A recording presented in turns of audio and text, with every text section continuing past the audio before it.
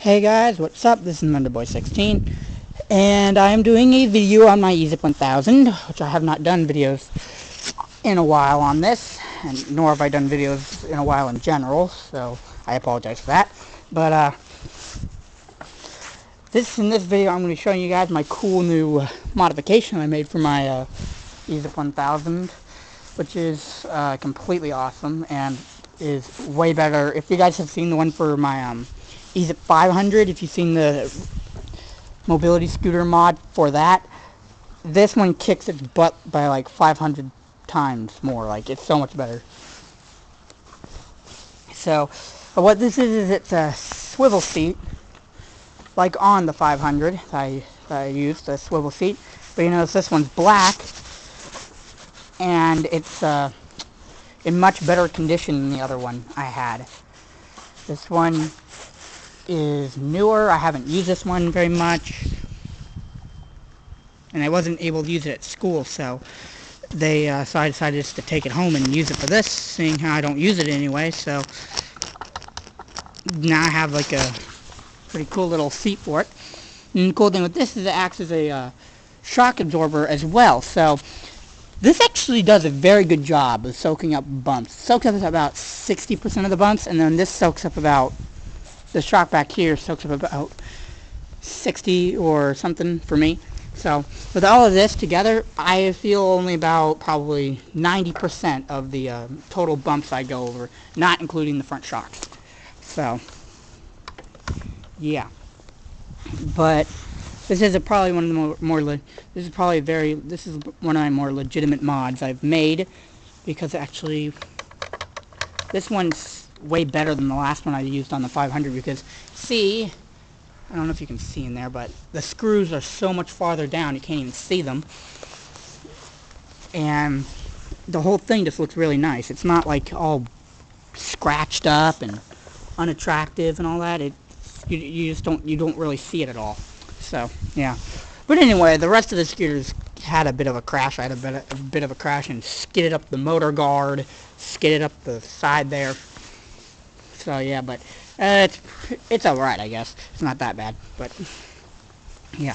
So I did put on this, and the way I put on this little car seat thing here, which I actually like this, and it's not, and you guys are probably like thinking, wow, how babyish, you need a car seat. This is actually, I don't use this. This actually doesn't act as a car seat. This is just a headrest for me to be able to, whenever I'm sitting in my scooter, I can just put my head back and actually just relax while I'm riding the scooter. And I don't have to have my head up I don't have to hold my own head up. So it makes it like a legitimate mobility vehicle. Makes it way more comfortable to ride in as a mobility vehicle. And everything on here is fully repairable if ever damaged. And you see I use bungee cords back here, which these allow it to, this also soak up a little bit of bumps, and it also allows for easy adjustments for it. So yeah, but this is a pretty sturdy little thing, I'd have to say. But I also ended up actually opening up the motor gearbox to clean that out. So while we're riding, you guys might notice it's a little bit different sounding, because because it gets dirty in there, and then it gets like every now and then it'll get dirty inside the gearbox, and then the grease and oil and stuff that's supposed to be on the gears moves to the side, so it clicks a lot. But every now and then I open up the gearbox, and I clean out the gears and all that stuff and service them and make them run better. So yeah. And another thing is my batteries. I've ended up, we're in the middle of, we're in like the second half of winter here. So we're in the first half of winter, sorry, here in Texas. As you can see, hideous grass, unattractive trees. So yeah, but yeah, so instead of me having to run my mouth a lot, how about we just try going on a ride with this thing to show you guys that it's really how it's functioning lately. And excuse me for a sec, because I have to tighten up the screw to the back of the thing, because the headrest is starting to shake a little bit. So I just need to tighten that up so it doesn't shake as much. There we go. Now we can go on a ride. But this makes it a lot easier to...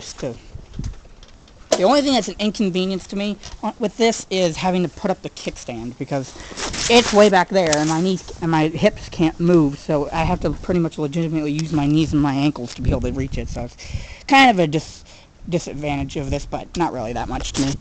And then you see I'm on boost, so I'm just gonna go cruise around. So yeah, but with this, I'm actually right now I'm just leaning back completely, and I'm not even having to worry about holding myself up. So pretty much I'm just letting the scooter do the work. So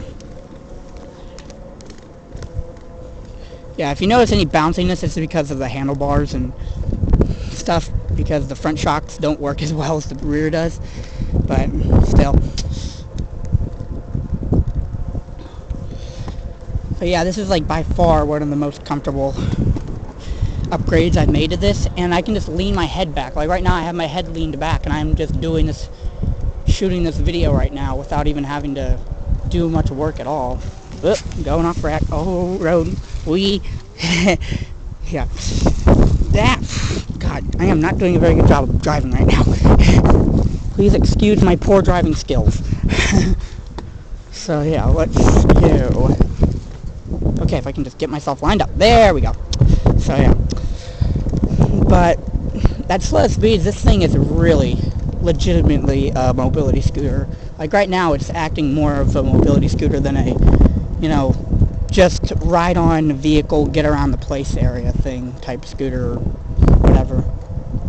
So for me, it's just working right now as a mobility scooter because I don't have it. I don't really try to go fast when I'm like when I'm trying to drive this thing, because it's not really necessary, and I'm trying to break in the batteries again because the cold has affected them, and I have to like get them used to being utilized in the cold and stuff. And if any of you are electricians and people who work with batteries and other electronic stuff, you know that if it's too cold out like what it is now, then it'll affect your electronics your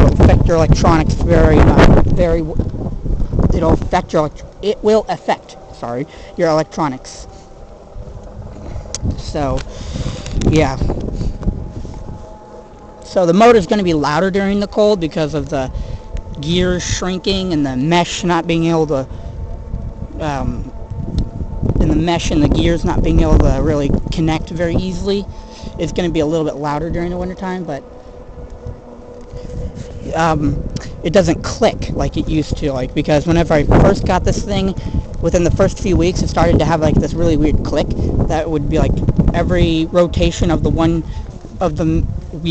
of the gear that's connected to the wheel shaft, it would like make this really annoying click, and it would be like a click, click, click, click, almost like those turbo spokes you can get for those bikes, but it was like it was nowhere near as fast as those. So yeah, but